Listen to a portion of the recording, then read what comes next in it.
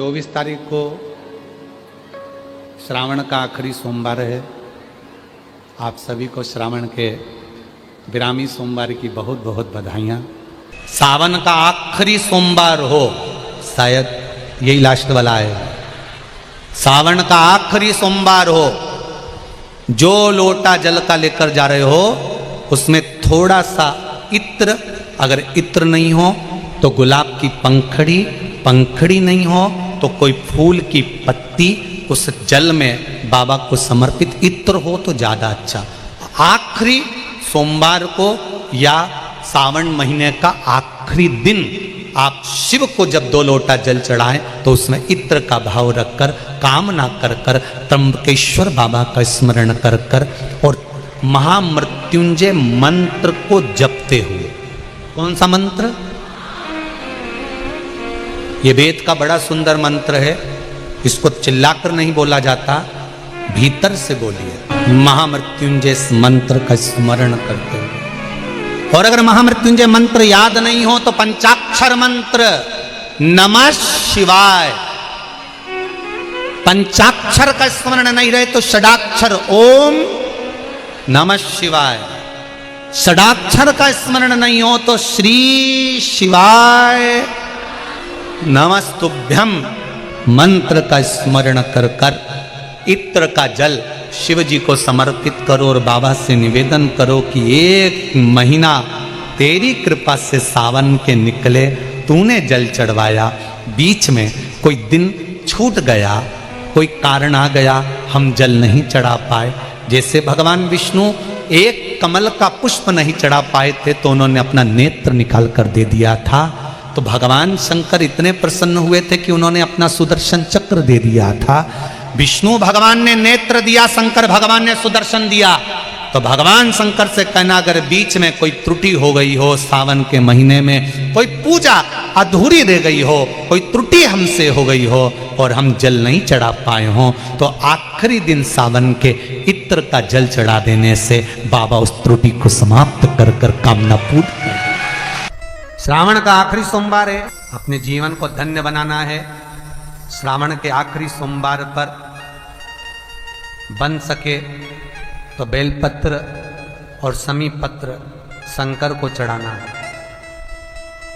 5 बेलपत्र, 11 समी पत्र। बन सके 108 चावल के आखे दाने ओम नमः शिवाय जप कर शिव को समर्पित करना। दुख तकलीफ ज़्यादा है, रोग बीमारी ज़्यादा है, तो पानी में लाल चंदन घोलकर, लाल फूल डालकर बेलपत्री के पेड़ के नीचे चढ़ाना है। कल सोमवार शिव जी को आप 5 जगह पर जल चढ़ाते हो, थोड़ा ध्यान देना कथा पर। शंकर भगवान को 5 जगह पर आप जल चढ़ाते हो। मान लो अगर कोई विषम परिस्थिति है और आपको लग रहा है कि मेरा ये काम बाबा को कर देना चाहिए, ना जाने क्यों अटक रहा है, मेरे भोलेनाथ जी को मेरा ये काम कर देना चाहिए, ना जाने क्यों अटक रहा है, तो जो जो जगह पर आप जल समर्पित करते हो, जिस जिस जगह पर आप जल समर्पित करते हो, जैसे गणेश जी की जगह पर जल समर्पित करते हो, सबको मालूम है ना, स्थान तो सबको मालूम है ना गणेश जी का। जैसे ये शिवलिंग है, ये जलाधारी है, ये 2 चरण जहां से जल चढ़ाते हैं तो ये पानी घूमकर यहां से नीचे चले जाता है। अब जरा समझिएगा, आप जब शंकर जी के मंदिर, आपको लगे कि हमारा ये कार्य हो जाना चाहिए, ये कार्य हो क्यों नहीं रहा, आखिर में इतने दिन से लगी हूं, ये काम क्यों नहीं हो रहा, सबके काम हो रहे हैं, मेरा क्यों नहीं हो रहा, तो विश्वास रखकर 5 सोमवार, 6 सोमवार, 7 सोमवार इसको कर कर देखिएगा।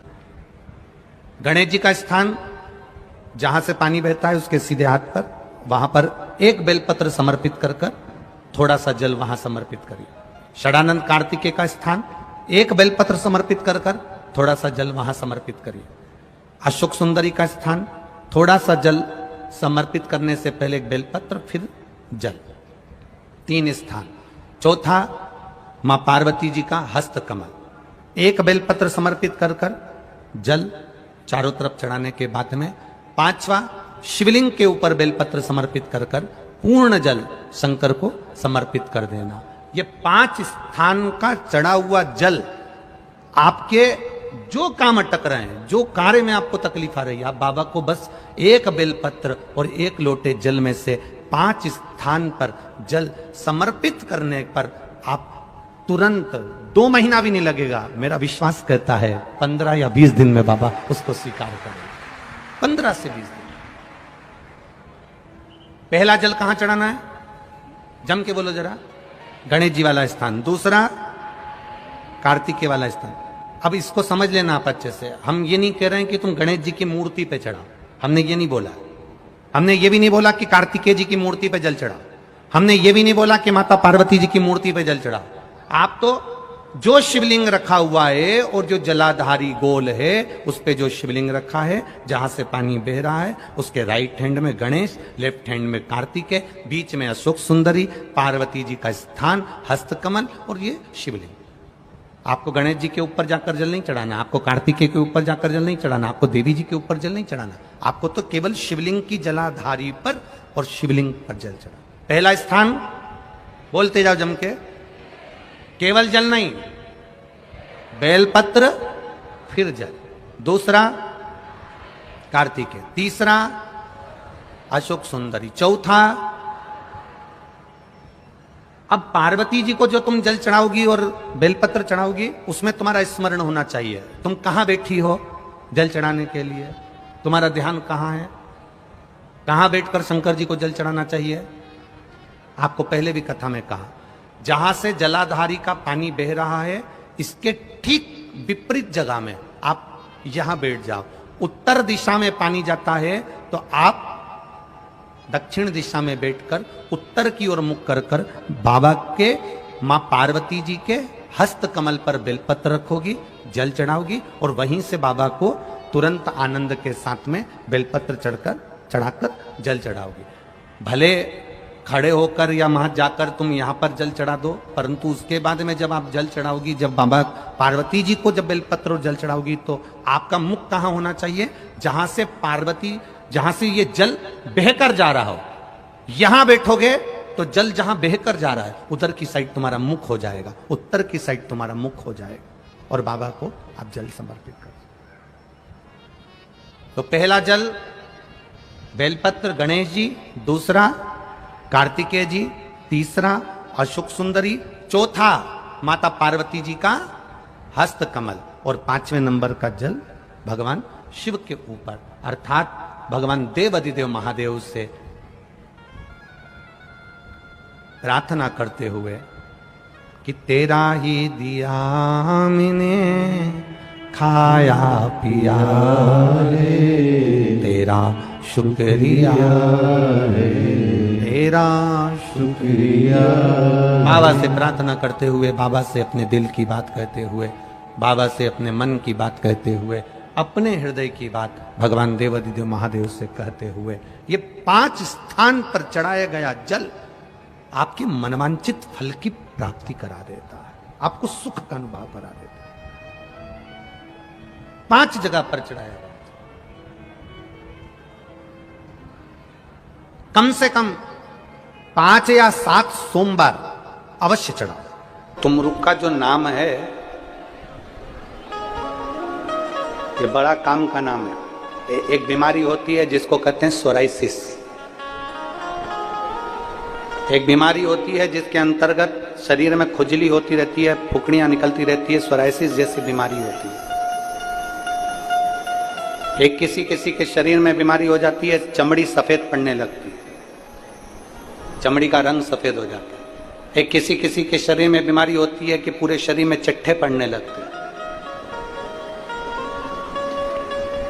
हम निवेदन करेंगे 21 सोमवार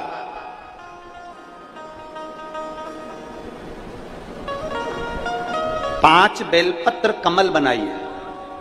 बेलपत्र कमल बनाना हमने पहले भी आप लोगों को कथा में सिखाया। 5 बेलपत्र लेना है, उसका कमल दल बनाना। कमल दल बनाने का एक एक जो बेलपत्र लेते जाते हैं, उस बेलपत्र को हम डंडी से जोड़ते हुए चलते रहते हैं, मतलब उसको कमल की तरह उसकी पंखड़ियों को गोल घुमाकर बेलपत्र को हम 5 बेलपत्र को जमा लेते हैं।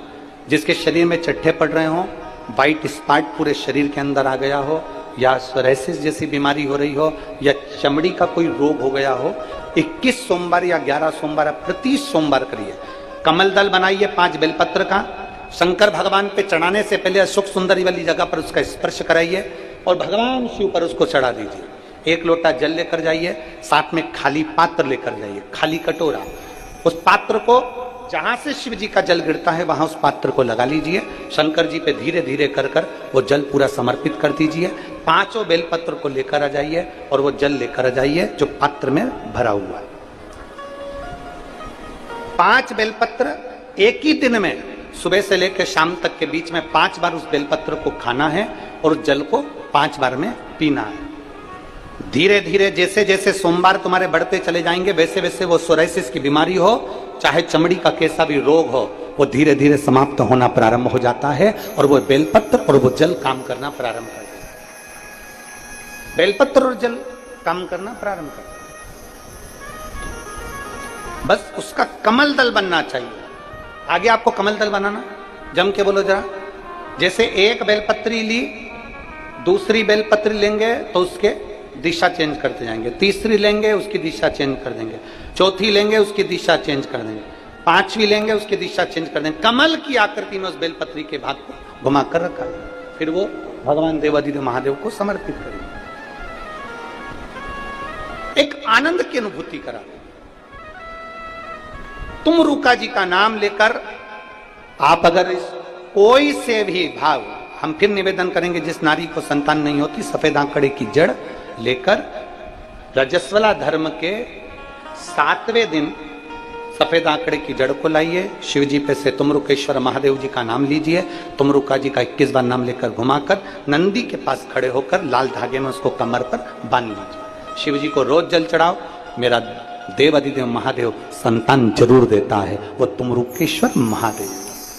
शिव महापुराण की कथा तो ये तक कहती है कि अगर जिंदगी में कोई नशा करने वाला व्यक्ति हो ना, जिसको बहुत दारू का नशा या चिलम का नशा या चरस का नशा या अन्य अन्य नशे, किसी को बहुत नशे ज़्यादा करता हो और कोई नशे से युक्त अगर व्यक्ति है, बहुत नशेला व्यक्ति है, बहुत नशे में डूबने वाला अगर कोई व्यक्ति है, तो शिव महापुराण की कथा तो यहाँ तक कहती है कि बेल पत्र के बीच वाले पत्ते पर, बेल पत्र के अगर बीच वाले पत्ते पर गौ माता का घृत, गाय के दूध से बना हुआ घी अगर बीच वाले पत्ते पर लगाकर शंकर भगवान को समर्पित करा जाए और वही पत्ते को उठाकर, उसी पत्ते को उठाकर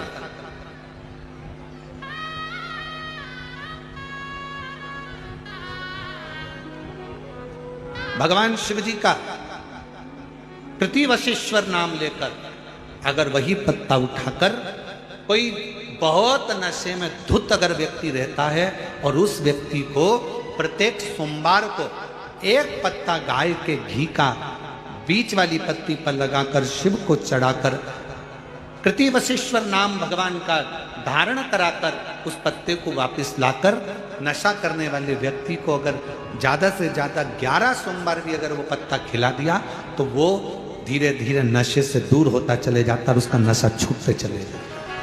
कतई विशिष्ट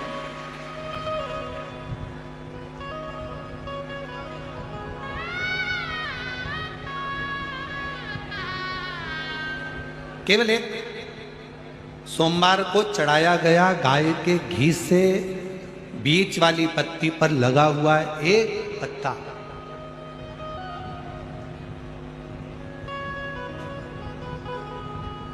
शिव जी का एक नाम है कृतिवासा।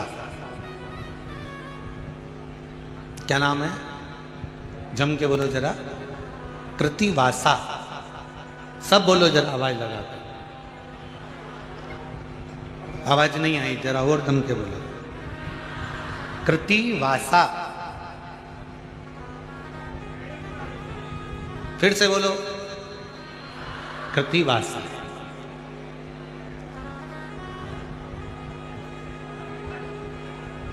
कब पड़ गया था भगवान शंकर का ये नाम? जब उन्होंने गजासुर का संहार करा था और गजासुर भगवान शिव को अपने उदर में रखा हुआ था और उस गजासुर के प्राणों को जब हरा गया था तब गजासुर ने शंकर भगवान से एक अपना संग शिव के साथ रखने का वचन मांगा था। तो शिव जी का नाम कृतिवासा पड़ गया था। भगवान शंकर का नाम कृतिवासा पड़ा था। कृतिवासा। वापिस बोलिए, क्या नाम है? कृतिवासा। कभी आप लोग काशी जाएं तो विश्वनाथ मंदिर और महामृत्युंजय मंदिर, विश्वनाथ मंदिर और महामृत्युंजय मंदिर के बीच में कृतिवासेश्वर महादेव का मंदिर है। विश्वनाथ मंदिर और महामृत्युंजय मंदिर के बीच में कृतिवासेश्वर महादेव का मंदिर है। कृतिवासेश्वर। और हमारा निवेदन है, विश्वनाथ जी का जल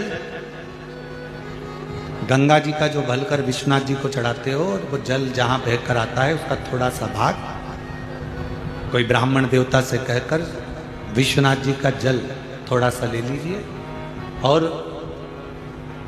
महामृत्युंजय मंदिर में जाइए और महामृत्युंजय मंदिर में चढ़ाया हुआ जल थोड़ा सा वहां का ले लीजिए और कृतिवासेश्वर मंदिर में पहुंचिए। दोनों मंदिर के बीच में कृतिवासेश्वर मंदिर है, वहां पहुंचकर वहां का थोड़ा सा जल ले लीजिए। जो दिन रात नशे में अगर डूबा भी रहता है और उसके पूरे घर के लोगों ने उसको नशा मुक्ति केंद्र छोड़ दिया, दवाइयाँ दे दी, उसके बाद भी उसका नशा अगर नहीं छूट रहा है तो पहले विश्वनाथ जी का जल, महामृत्युंजय बाबा के मंदिर का जल, फिर कृतिवासेश्वर महादेव का जल लेकर उसको तीनों जगह का जल एक डब्बी में भरकर उस व्यक्ति को थोड़ा थोड़ा 7 दिन तक कृतिवासेश्वर महादेव का नाम लेकर पिलाना चालू करो। उसको धीरे धीरे नशे से दूरी हटना प्रारंभ हो जाएगी। वो नशा करेगा ही नहीं, नशा करेगा ही नहीं। मंदिर जाते हो आप लोग?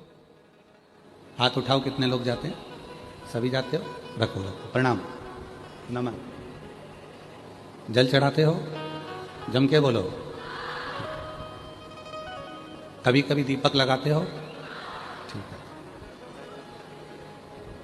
पर शिव महापुराण की कथा कहती है दीप 2 तरह का होता है। एक मंदिर में लगाया जाता है, घर में लगाया जाता है, दरवाजों पर लगाया जाता है, और एक दीप वो होता है जो दिल में जगाया जाता है। 2 दीप। मंदिर में जो दीपक लगाया है उसने मंदिर को रोशन किया।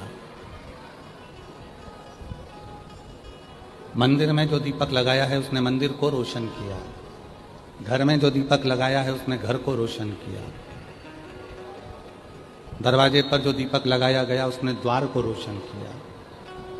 पर एक दीप अपने भीतर होता है और उस दीपक को जलाने के लिए ना आपको बाती की जरूरत पड़ती है, ना घी की जरूरत पड़ती है, ना माचिस की जरूरत पड़ती है। उस दीपक को जलाने के लिए अपने आत्मविश्वास की जरूरत पड़ती है। कितना आत्मविश्वास आपके अंदर है, कितनी दृढ़ता आपके अंदर है, कितना भरोसा आपके अंदर है, यह आप पर निर्भर करता है। व्यक्ति क्या करता है? मंदिर में तो दीपक लगाता है, दरवाजे पर दीपक लगाता है, घर में दीपक लगाता है, पर अपने भीतर दीपक नहीं जला पाता। हमने पहले भी कहा था, एक विश्वास अपने आप पर, एक विश्वास अपने बाप पर, पिता पर, और एक विश्वास अपने देव अधिदेव महादेव पर जब हो जाता है तो जिंदगी के सारे कार्य सफल हो जाते हैं।